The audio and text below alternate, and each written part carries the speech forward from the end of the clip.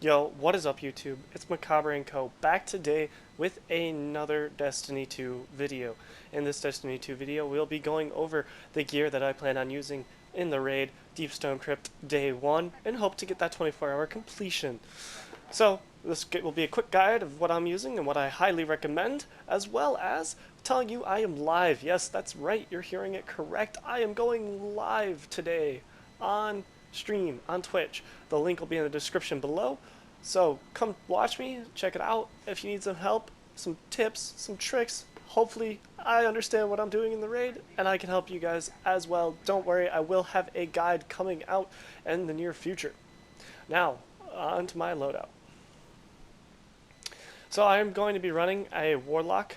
I'm going to start with my Shadebinder's subclass. However, this may change to Well of Radiance on my Warlock. We will see. We'll start over with the weapons here real quick.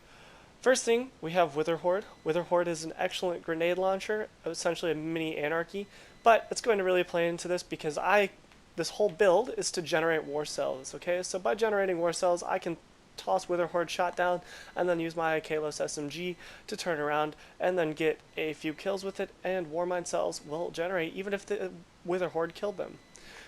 Next thing is the 7 Seraph machine gun. This is an amazing LMG and also can generate war cells, Warmind cells. Now over to my armor. So the two things you're going to want to focus on for the armor that I really focused on as well is your recovery stat and your intellect stat.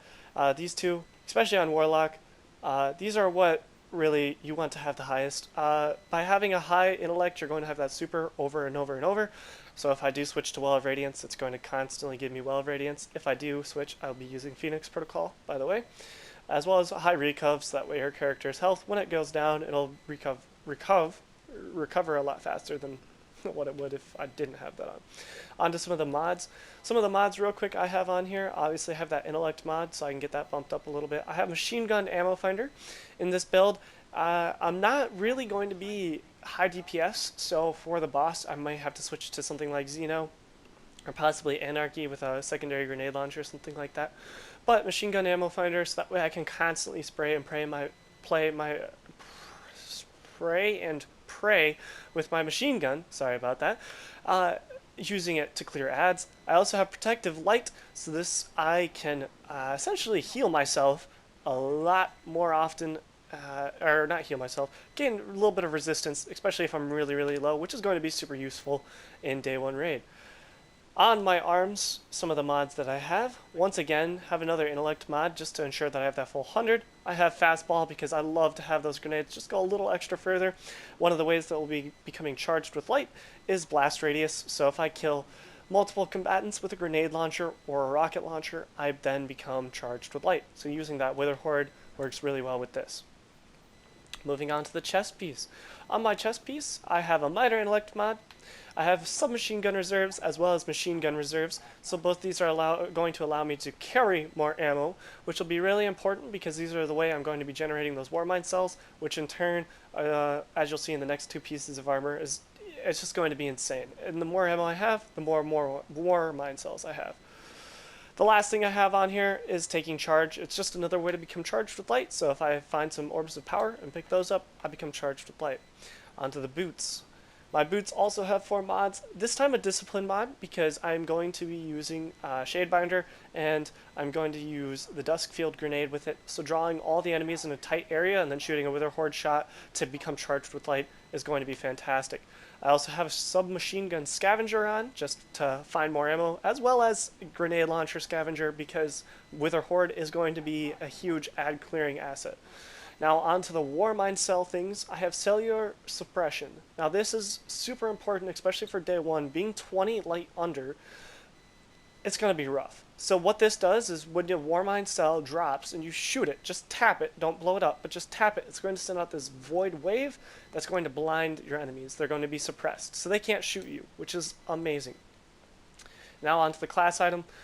For my bond, I'm going to be using another intellect mod, just ensuring that I get that full intellect, as well as perpetuation. This can be switched out with kind of whatever you want, but I don't really have anything that works well. We don't even know if there's going to be champions. I do have a champion I don't have any champion mods that I really want to put on it right now, but we'll see.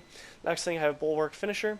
So all this does is if someone's weak enough and I don't need to use my super, which with Shadebinder is going to be in probably a lot of scenarios where I don't necessarily need it. If I switch to Well of Radiance, this mod will have to go somewhere else, so that way I don't lose my super by accident.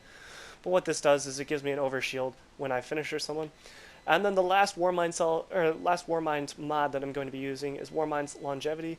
What this does is once a Warmind cell is made, it's just going to last a really, really long time, which is good because if I use that cellular suppression in tandem, they're going to be here for a long time, which works out really, really well.